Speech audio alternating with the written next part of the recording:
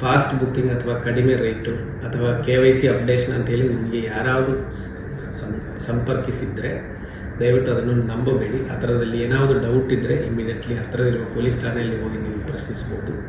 ಈ ಪ್ರಕರಣದಲ್ಲಿ ಹೋಗಿರುವಂಥ 1.5 ಲಕ್ಷದಲ್ಲಿ ಒಂದು 50,000 ಆಲ್ರೆಡಿ ನಾವು ಫ್ರೀಸ್ ಮಾಡಿ ಅದನ್ನು ಪ್ರೊಟೆಕ್ಟ್ ಮಾಡೋಕ್ಕಾಗಿದೆ. ಮತ್ತು ಉಳಿದವು ನಾವು ಪ್ರಯತ್ನ ಪಡ್ತೀವಿ. ಇತ್ತೀಚಿನ ದಿನಗಳಲ್ಲಿ LPG ಪ್ರೈಸ್ ಹೈಕ್ ಆಗಿರೋದ್ರಿಂದ ಅಥವಾ ಹೈಕ್ ಆಗಬಹುದು ಅಂತ ಡಿಸ್ಕಷನ್ಸ್ ಇರೋದ್ರಿಂದ ಸುಮಾರು ಸೈಬರ್ ಕ್ರಿಮಿನಲ್ಸ್ ಇದನ್ನು ಬಳಸಿಕೊಂಡು ಸೈಬರ್ ಕ್ರೈಮ್ ಮಾಡುವಂಥದ್ದು ನಮಗೆ ಕಂಡು ಬಂದಿದೆ. ನಿನ್ನೆ ಅಷ್ಟೇ ಉಡುಪಿ ಜಿಲ್ಲೆಯಲ್ಲಿ ಸಂತೆಕಟ್ಟೆ ಮೂಲದವರೊಬ್ಬರು ಸೀನಿಯರ್ ಸಿಟಿಸನ್, ಅವರಿಗೆ ಮಹಾನಗರ ಗ್ಯಾಸ್ ಕಂಪನಿ ಅಂತ ಹೇಳಿ ಮುಂಬೈಯಿಂದ ಕಾಲ್ ಬಂದು ನಿಮ್ಮದು KYCಯನ್ನು ಅಪ್ಡೇಟ್ ಮಾಡಬೇಕು ಅಂತೇಳಿ ಅವರ ವಾಟ್ಸಾಪಿಗೆ ಒಂದು APK ಫೈಲ್ ಕಳಿಸ್ತಾರೆ.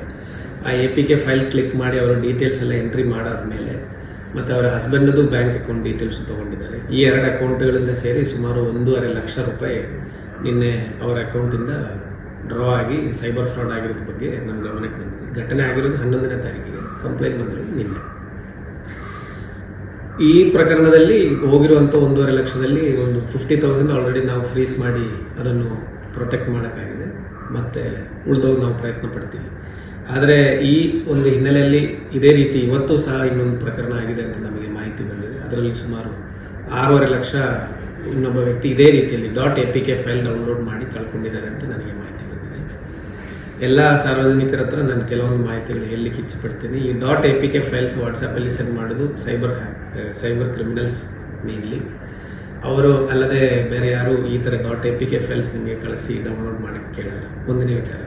ಎರಡನೇ ವಿಚಾರ, ನಿಮಗೆ ಬೇಗ ಈಗ ಒಂದು ಪರ್ಟಿಕ್ಯುಲರ್ ಆ್ಯಪಲ್ಲಿ ಬುಕ್ ಮಾಡಿದರೆ ನಿಮಗೆ ಬೇಗ ಗ್ಯಾಸ್ ಸಿಲಿಂಡರ್ ಡೆಲಿವರಿ ಆಗ್ತದೆ, ಅಥವಾ ಈಗ ನಮ್ಮ ಹತ್ರ ಹಳೆ ಸ್ಟಾಕ್ ಇದೆ, ಅದಕ್ಕೆ ಹಳೆ ರೇಟ್ ಇದೆ, ಹೊಸ ಸ್ಟಾಕ್ ಬರೋದು ಹೊಸ ರೇಟ್ ಆಗ್ತದೆ, ಹಾಗಾಗಿ ಹಳೆ ಸ್ಟಾಕ್ ಈಗಲೇ ತೊಗೋಬೋದು, ಅದಕ್ಕೆ ನಿಮಗೆ ಪ್ರಯಾರಿಟಿ ಕಸ್ಟಮರ್ ಇರೋದ್ರಿಂದ ನಿಮಗೆ ಅವಕಾಶ ಕೊಡ್ತೀನಿ ಅಂತ ಹೇಳಿ UPI ಲಿಂಕ್ ಕಳಿಸೋದು, ಕೆಲವೊಂದು ವೆಬ್ಸೈಟ್ಗಳು ಕಳಿಸೋದು, ಫಾಸ್ಟ್ LPG ಬುಕ್ಕಿಂಗ್ ಅಂತ ಹೇಳಿ, ಇದೆಲ್ಲ ಫ್ರಾಡ್ಗಳಿವೆ. ಇದಕ್ಕೆ ನೀವು ವಿಕ್ಟಿಮ್ಸ್ ಆಗಕ್ಕೆ ಹೋಗಬೇಡಿ. ಏನು ಪದ್ಧತಿ, ಯಾವ ರೀತಿಯಲ್ಲಿ ನೀವು ಮುಂಚೆ ಗ್ಯಾಸ್ ಬುಕ್ಕಿಂಗ್ ಮಾಡ್ತಿತ್ತು, ಯಾವ ರೀತಿಯಲ್ಲಿ ಗ್ಯಾಸ್ ಸಿಲಿಂಡರ್ಸ್ ಬರ್ತಾಯಿತ್ತು, ಎಸ್ಪೆಷಲಿ ಗ್ರಾಹಕರು ಡೊಮೆಸ್ಟಿಕ್ LPG ಕನ್ಸಂಪ್ಷನ್ ಮಾಡುವಂಥವ್ರು, ಅದರಲ್ಲಿ ಯಾವುದೇ ರೀತಿಯಲ್ಲಿರೋ ಶಾರ್ಟೇಜ್ ಇಲ್ಲ ಅಂತ ನಿನ್ನೆ ಅಷ್ಟೇ DC ಮೇಡಮ್ ಸಹ ಇದೇ ವಿಚಾರದಲ್ಲಿ ಸ್ಪಷ್ಟನೆ ಕೊಟ್ಟಿದ್ದಾರೆ.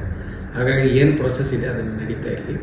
ಬಟ್ ಈ ಥರ ಫಾಸ್ಟ್ ಬುಕ್ಕಿಂಗ್ ಅಥವಾ ಕಡಿಮೆ ರೇಟು ಅಥವಾ KYC ಅಪ್ಡೇಷನ್ ಅಂತೇಳಿ ನಿಮಗೆ ಯಾರಾದರೂ ಸಂಪರ್ಕಿಸಿದರೆ ದಯವಿಟ್ಟು ಅದನ್ನು ನಂಬಬೇಡಿ. ಆ ಥರದಲ್ಲಿ ಏನಾದರೂ ಡೌಟ್ ಇದ್ದರೆ ಇಮಿಡಿಯೇಟ್ಲಿ ಹತ್ತಿರದಿರುವ ಪೊಲೀಸ್ ಠಾಣೆಯಲ್ಲಿ ಹೋಗಿ ನೀವು ಪ್ರಶ್ನಿಸಬಹುದು.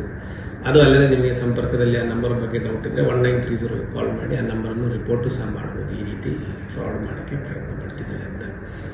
ಒಂದು ವೇಳೆ ಫ್ರಾಡ್ ಆಗಿದ್ದರೆ ದಯವಿಟ್ಟು ಕೂಡಲೇ ಪೊಲೀಸ್ ಠಾಣೆಗೆ ಬನ್ನಿ. ಅದೇ ರೀತಿ 1930 ಕಾಲ್ ಮಾಡಿ ಇಮಿಡಿಯೇಟ್ಲಿ ಅಕೌಂಟ್ ಫ್ರೀಸ್ ಮಾಡಿಸಿದರೆ ಅಟ್ಲೀಸ್ಟ್ ನಿಮ್ಮಿಂದ ಕಳ್ಕೊಂಡಿರೋ ದುಡ್ಡಲ್ಲಿ ಒಂದು ಹೆಚ್ಚಿನ ಅಮೌಂಟ್ ನಾವು ರಿಕವರಿ ಮಾಡಿ ನಿಮಗೆ ವಾಪಸ್ ಕೊಡಲಿಕ್ಕೆ ಆಗ್ತದೆ.